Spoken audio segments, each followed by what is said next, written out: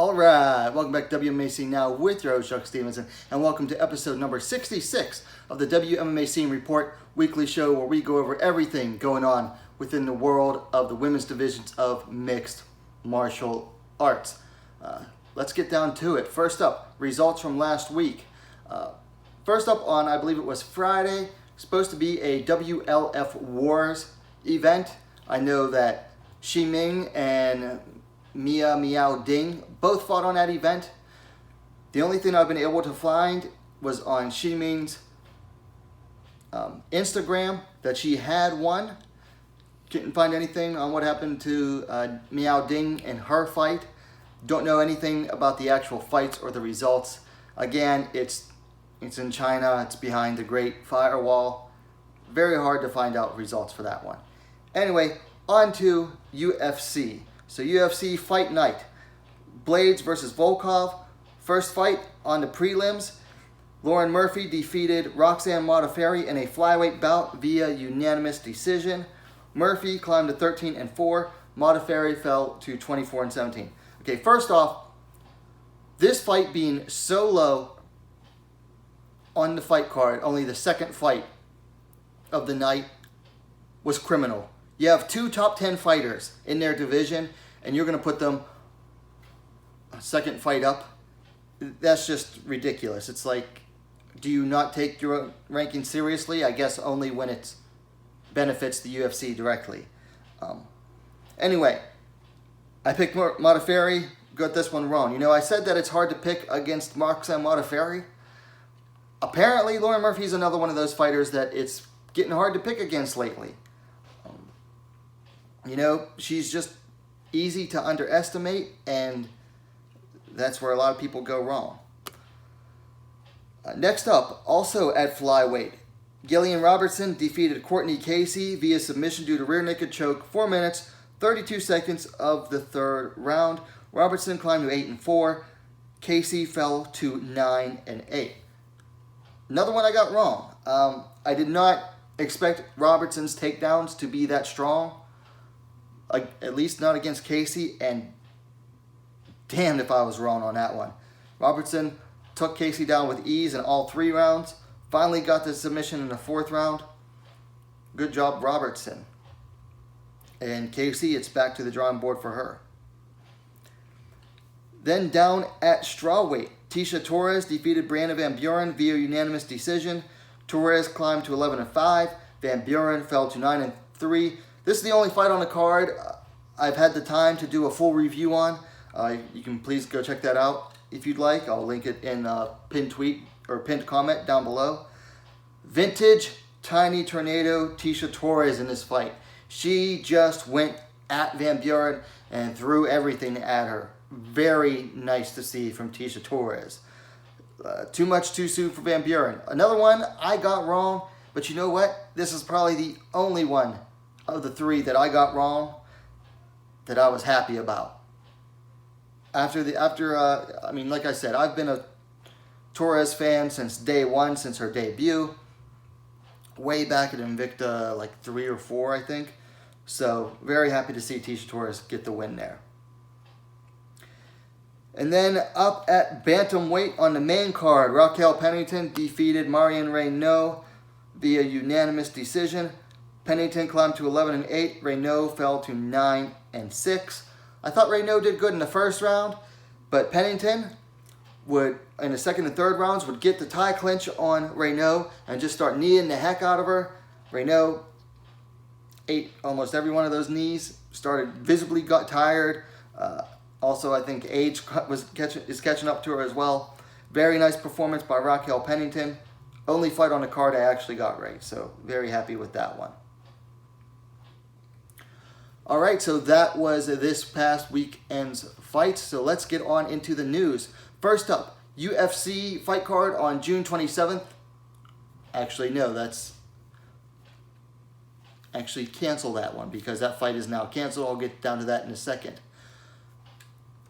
Next up, at LFA 85 on July 17th in South Dakota, a strawweight title bout for the vacant LFA strawweight title between Sam Hughes, who is 4-0, and Vanessa Demopoulos, who is 4-1. Should be a good fight there. I believe Hughes is coming down from flyweight for that fight. Then up on July 25th in the UFC at Yas Island in Abu Dhabi, a bantamweight bout between Bethe Correia 11-4-1 and Pannie Kianzad 12-5. And then keeping up with the UFC news, on August 8th will be a strawweight bout between Miranda Granger 7-1 and Nadia Kassim 5-2. Kassim moving down to strawweight from bantamweight. I believe her last fight was when she got beat by Jeon Kim. So she's moving down to strawweight. Then still keeping up with the UFC news, July 27th, that's this weekend, they announced a strawweight bout between Jin Yu Fry and Kay Hansen. Jin Yu Fry, the up until recently, the Invicta FC Atomweight champion. Kay Hansen, also an Invicta veteran. Should be a good fight there. Then some Invicta news, some unfortunate Invicta news. Claire Guthrie has been forced out of her flyweight bout at Invicta FC 40 on July, whatever that date is, I believe the 2nd. Replacing her against Laura Gallardo, who is 2-0, will be American Top Team's Tricia Cicero, who is 3-3. So nice that Invicta was able to find a replacement with only 2 weeks to go. Up next, Per MMA Wizard, that's Wizard with 2 Z's. 2 ladies have been added to Dana White's Tuesday Night Contender Series this upcoming August. Strawweight prospect Cheyenne Buys, who is currently 4-1, and flyweight Chelsea Hackett, who is 3-0-1. Opponents to be announced. Cheyenne Buys, I've talked about her before. She has fought for EFC in Africa and Invicta. I think her last fight was on one of the more regional shows. And then Chelsea Hackett, I believe her entire career has been spent at Eternal MMA in Australia. And I believe all of her fights are available on UFC Fight Pass. You can go look her up. Very photogenic, shall we say.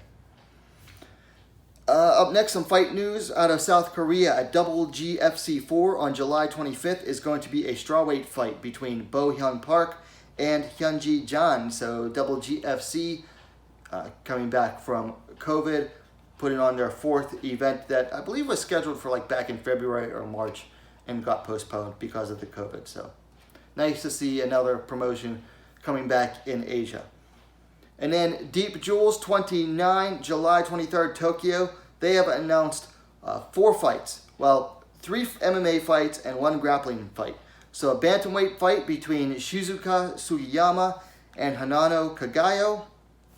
An under 49 kilogram fight between Muchan and Mauri Suda. And then an under 52 kilogram fight between Aya Murakami and Yuri Takeda. And then a tag team grappling match between Tomoma Aisawa and Emi Tomomatsu. They're taking on the team of Ayaka Hamasaki and Mizuki Furuse. Now, Tomoma Aisawa and Mizuki Furuse were originally scheduled to fight back on the original date for Deep Jewels 29. That was back in May. They were each supposed to fight in their respective divisions for the title.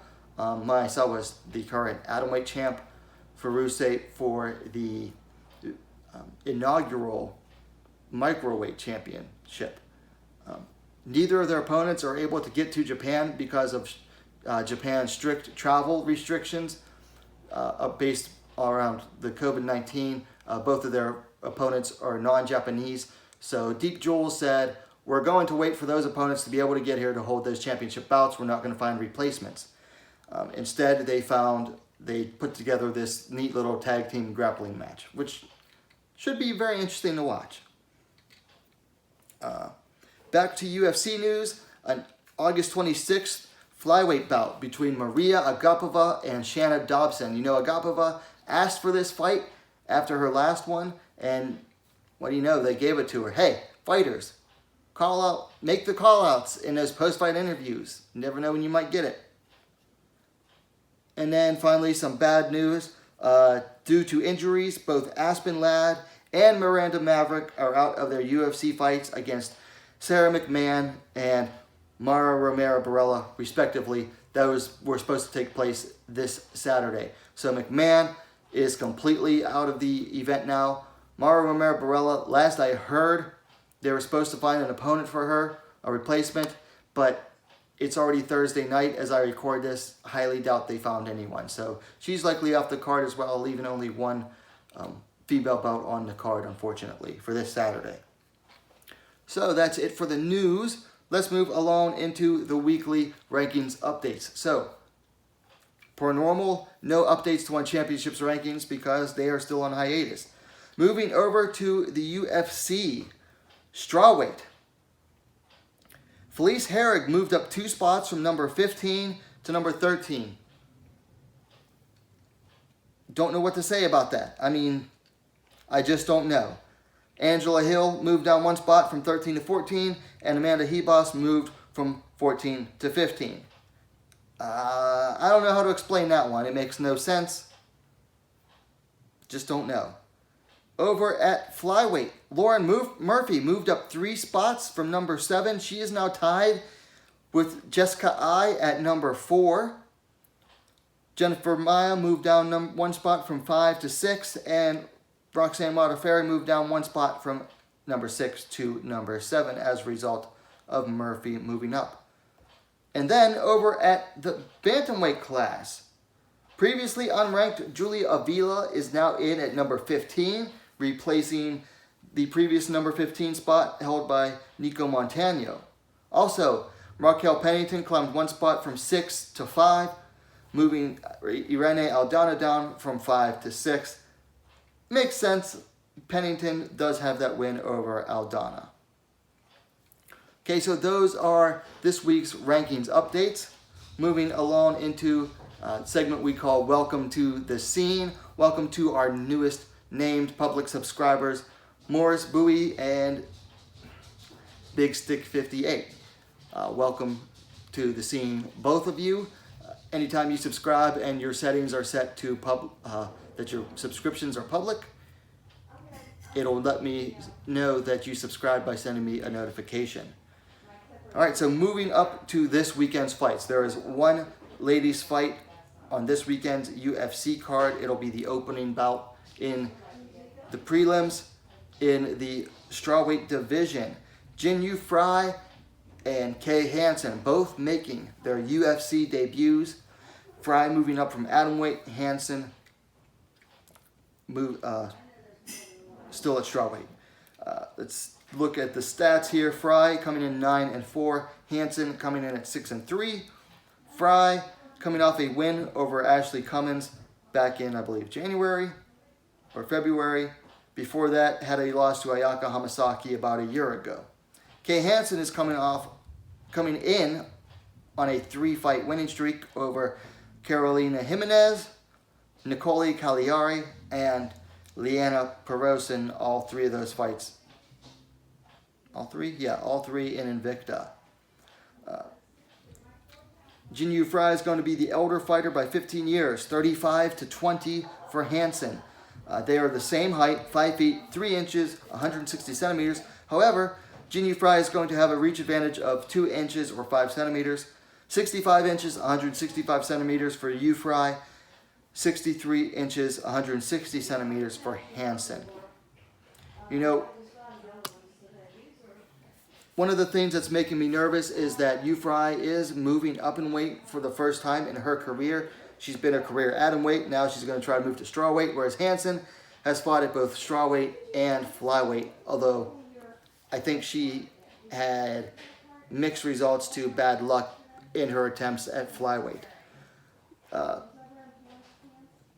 Jin Yu Fry, though, I will say, is very, very strong for her size and, fairly athletic.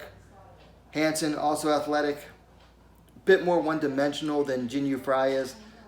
Yu Fry is pretty well-rounded, whereas Hansen has her striking is functional enough for her to get in range for her takedowns and then move to the ground. One thing I always worry about with Jin Yu Fry is her output. Like I talked about in her previous fight with Ashley Cummins when I did that review,